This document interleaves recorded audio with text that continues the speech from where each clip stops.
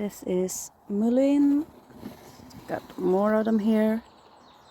I picked one from the roadside and self-seeded it, or dried it and went around and waved it around in my garden. So now I got some mulleins everywhere. So I'm gonna try to do some harvest. I will pick some leaves of these guys and put them in the dryer.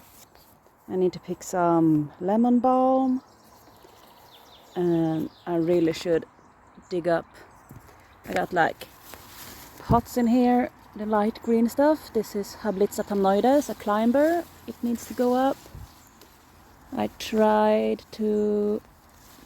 This is like Alonicera kamikaze, eatable.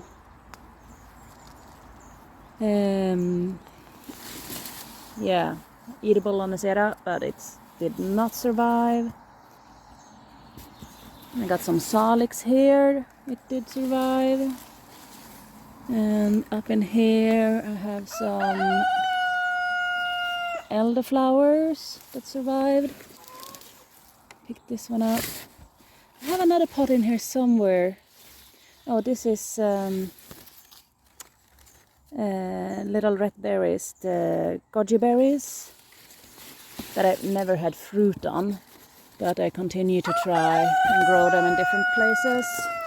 Didn't I have an... Oh yeah! Down in here is... Why do you have lemon verbena in you? This is a little white cherry bush. It's super cute. So happy that one did it. Alright, here we got some more mullein. It's pretty. I mean, they're so pretty. That's my rooster on top of the compost pile. Yeah, come on down. I'm the boss here, not him. Here's my salsify in flower. It's so pretty and it draws in a certain bird that I love. The stillets. It's like the most colorful bird that we have. Hi, by the way. We got some birds nesting up in there. I'm not sure what kind yet. I hope it's the stillets, but I think it's... Who are you? Can you hear that? The chick chick, chick chick. Are they someone? I don't know who. Alright, so I'm out harvesting. And I'm gonna pick some lemon balm. I see here. Yeah, we did hear you. This guy, it's Chenopodium bonus hendricus, Proud Henry, directly translated from Scandinavian. I think it's counted as a weed somewhere, like in Denmark. But like this plant, you can eat the... Let's see if I can get it. So it's like these with the long seed heads, long seed heads. It's a perennial. It comes up really early in the spring. You can eat... Yeah, thank you for your contribution. You can eat the roots, the leaves, the stems, the seed, the whole plant, and it's more nutritious than the burning nettle. So it contains more protein and iron and all different kind of calcium, magnesium, all different kind of trace things that we need. So it's a great plant. It's a great spring perennial. The leaves, they are kind of like powdery, so I use them cooked or steamed. I'm not too fond of them just fresh, but if I chop them really small, they can go in a salad because I won't notice them. So that's a really nice plant.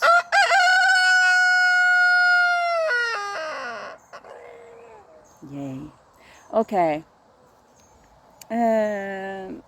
I usually harvest just to eat through the years, and then I let them go to seed, and I take the seeds and I can sprout them and feed my chickens and quails, or eat them with yogurt or granola or whatever.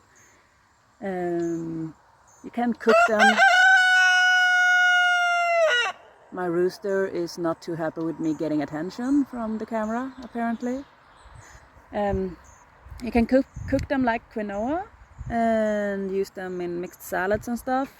I think they're so small it's kind of hard to strain them, so I don't do that, but they're good. It's a really nice plant to have. Is there something else? Let's walk around. So I'm gonna show you from the outside first. Let's see. This, when I moved here, this was just overgrown with trees, but it's the best sun exposure in this land. So I mean, oh my god, look at this. Growing huge. Pretty mullein. Got a little wild rose I did a tree out of. I gotta prune that one back. My huge rhubarb. But like the whole area is just, there's road up to the front of the house where I got a neighbor living. So it's just like a little, it's a strip of land like that along the road and along my walkway. And it has, we got like the sunrise over there, so it has sun most, that's not nice. So it has sun most of the day. And I have the huge rhubarb. I have some smaller rhubarb I took this year. I got these giant, there you are, giant mulleins that I just, you know, it's really fun to just take a dry mullein stick and wave it around, like get the seeds flying everywhere. And then you have mullein everywhere, which is lovely. And then I have wild strawberries everywhere also. Not really done yet. This is savory, winter savory, perennial savory, that I have a whole row of here. I got my thyme on the other side of me, along the rockway. I've already harvested that not too long ago. I got some like lily kind of things just because they're nice. And let's see, I have another huge lemon verbena right next to me. And then I just have, so I got the bergamot, or like the wild oregano. Can I get that in focus? So I've already dried, you can see I cut and dried a lot of it. Got some tarragon sticks everywhere coming up, because I do love tarragon. This is just some comfrey. Wild variety should not be in here, but I love comfrey, so I couldn't cut it. I got some marshmallow root. Have not done marshmallow with it yet, but I'm really hoping to do that one day. I need to move it into split it and move it more. I got some longworth, or what it's called. I don't know what that is called. Hyssop, some perennial onions in there, flowers, a rose bush, more flowers, more oregano and flowers. So it's just a whole lot of flowers and herbs mixed in here. I'm keeping it wild. This is my little mint spot. It's not that prolific yet, but it will get going. All right, back at the Proud Henry here. It's got some catmint and. All right, so I'm gonna start with the lemon balm and probably do some marshmallow root leaf, because those are great for cough. And it's starting. The summer started out really hot. Now it's quite cold and rainy, so I guess we're gonna get a cough eventually in this kind of weather. So then I need some marshmallow root leaves. I just put them in cold water, let them stand for a day and drink it, and it's really soothing for the throat. Lemon balm I use because, well, it's calming. It's really nice, lovely herb. You can really just like eat it fresh. I mean, it's great with desserts. But like during the winter up here in Scandinavia, it's dark for a long time. It's cold and it's wet and kind of miserable. It's really cozy, like sometimes sitting around a fire when you're staying warm. But lemon balm really helps me get through it. Like, I'm born up here, I'm Scandinavian, I should handle it, but after living in more warm countries for a couple of years, coming back up here is more challenging than I guess it would have been if I just stayed up here all the time. Yeah, that's it. Now I'm gonna get picking. Okay, welcome into my messy my messy kitchen. I'm gonna put the herbs to dry, and it looks like, you know, and you never know how bad something is until you're getting a guest over, and YouTube is kind of like that. I don't see how messy everything is until I start filming and go like, ooh, that's not looking nice. But I'm gonna kind of try not to put a too high of a standard on myself. I'm just doing these YouTube videos because it's fun, it keeps me accountable. I would love to share some of the things I'm doing and show, like, I don't want to brag about what I get done as a single mom living on a really low income, but I want to show it's possible to do things like without putting the standard that high. It's okay to do things and get them done, and it looks messy, but you got them done and you have something. And that's kind of the reason why I pick and dry herbs, so I have herbs during the winter months, and why I grow food, so I have food to eat fresh and during the winter months, and it really lowers my cost of living. And yeah, you're gonna see it looks messy, but it gets things done. So this is my kitchen counter. I got my bokashi compost there, a lot of different bread and teas and stuff. I have my garlic flower heads. Those are going into some butter in the frying pan. I got some beans and basil, a salad, a lot of parsley. That's like my kitchen corner. Yay! I mean, this place, I'm gonna move the stove to over here, so I have a top cabinet that I'm putting together and putting up there with a kitchen fan in it, because the stove is here and there's no fan above it, which makes me have to clean up the roof once every month or something, because it gets so fatty from all the exhaust and smoke from frying food and stuff. Okay, here's my here's my setup. This is where I do my drying.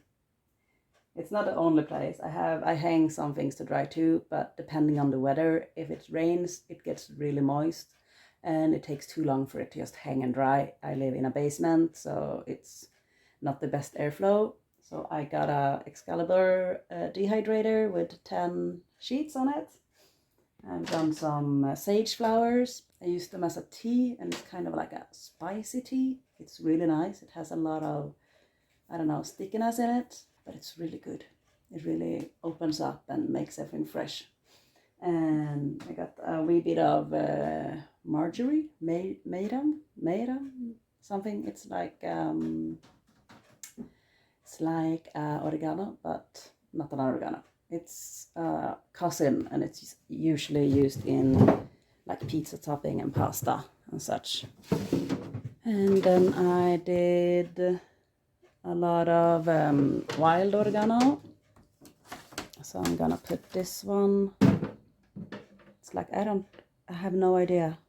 Like, maybe I should keep it like that. That's really bad lighting. There, you can see my curls.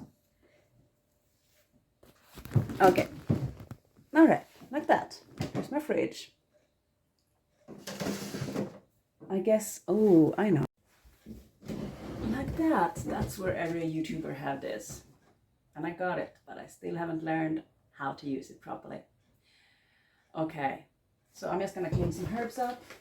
Starting with the marshmallow roots. I'm taking off the leaves and putting them to dry. It's easy as that. The top bud, I just split a bit because it's a bit fat, and I have a bowl for all the scraps. That is going into the compost. Well, I put a lot of time into getting enough herbs for the winter. And I mean, I use conventional medicine if I have to for myself or my child. I don't know how many antibiotic weeks I have, but I always like to have a first try with herbs and natural medicines before things get too bad. And most of the things doesn't get too bad when I treat them in the start of it, which is really nice, and it makes a lot less sick days and a lot more like vacations and everything that can happen regardless if we have a bit of a flu in the beginning of them. And it feels really empowering to just have the knowledge and skill set to be able to take care of things when they're happening. Like if there's a snowstorm and we can't get out, or you know, if whatever is coming, I really like to be able to take care of myself and my family. It feels really safe. It helps like to lower anxiety to do herbs in so many different ways, because it's beautiful, it smells good, it's like, yeah, it's a lot of cons with it. I don't really know what I'm gonna speak about. I just thought I was gonna film something today while I'm doing this, because I would like to start doing a YouTube channel and share some herbal things and other stuff, but I'm not that used to filming. I'm not that used with technology at all. I mean, I have an Instagram and I've had a Facebook and stuff. But the more I start to watch YouTube, the more inspired I get. It feels so, it keeps me motivated. That's my neighbor moving furniture. It keeps me motivated to go out and do my things when I see that other people are doing theirs. I think it's like an ADHD thing when you need a body double to be able to get things done, and YouTube kind of works like that. It works as a body double to get cleaning, to get organizing, to get the gardening chores done, and all of things. I mean, downside of it is that I start a lot of new projects because I see what people do on YouTube and think like, oh, that looks amazing, I can do that too. And I can. It's just taking a lot of time. Everything you do takes a lot of time. I mean, that's one of the hardest thing being a single mom, I guess, is the amount of time that I have to spend caring, like cleaning, cooking, washing up, doing the laundry, all of those things. And then also doing all the projects.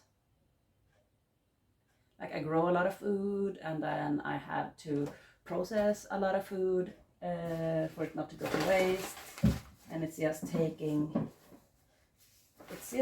a long time. And the upside to it taking a long time is that I actually have to sit down. I gotta relax. This is looking so funny on camera. I need to like slow it down when I'm doing stuff like this, and it really helps me to be calmer and more in tune with how I feel and how life is for me. And I get a lot of product for it that helps me save money, so it's kind of a win-win. But I also have to acknowledge the amount of time that I'm spending doing this, that I'm not hanging out with, going into town and hanging out with friends, or going to demonstrations, or doing other things that I also would like to do, going horseback riding, like building trails and doing a lot of fun things. I've chosen to supply my household with fresh produce. I've chosen to have a lot of animals for eggs and meats, and I've chosen to work together with my neighbors in creating things instead of sourcing it from far away. I try to source it as close as possible, building a network, exchanging favors.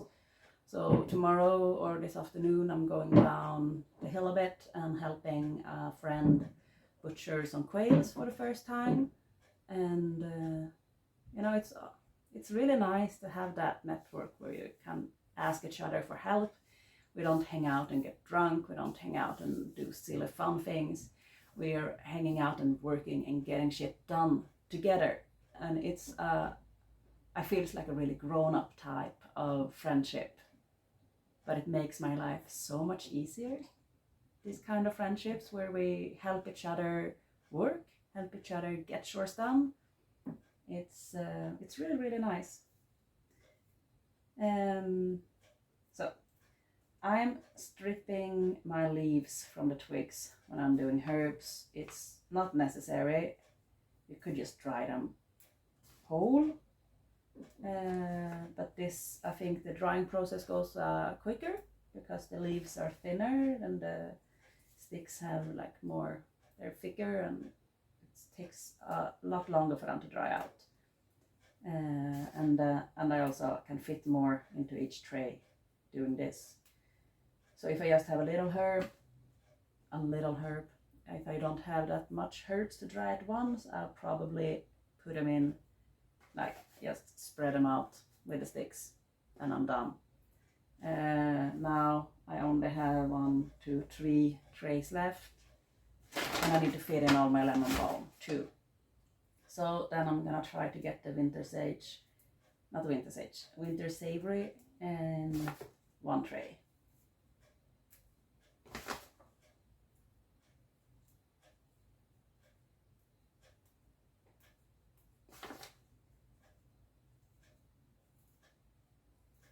Like another reason I've decided to try this YouTube thing is because I have a bit of a social anxiety.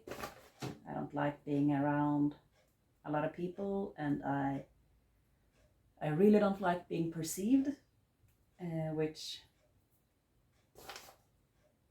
filming myself with the intention of putting it out on the internet for everybody to see kinda is not, it's a bit hard.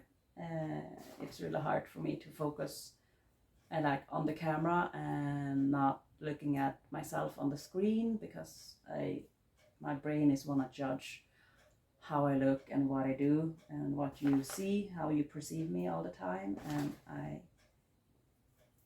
I feel that's not a really good, it's not the best for my mental health. So I'm working on that. I think it will be healthy for me to, like, it's a bit getting out of the comfort zone, doing something new, and maybe I can get some feedback on the videos. It would be awesome. I mean, I'm absolutely not a technological kind of person, so it's a big learning curve for me to do the editing, and like I'm really amazed about all the YouTube channels that's out there and all the people doing them, because wow, it takes a lot of time. It takes a lot of time to learn the programs. It takes a lot of time to film things and edit them, and finding music. Yeah, it's quite impressive, and people do it for free, hoping to get enough views so they get some money from the commercial that YouTube put in the videos, and some people are actually living from it. I think that's amazing. That's really, really cool.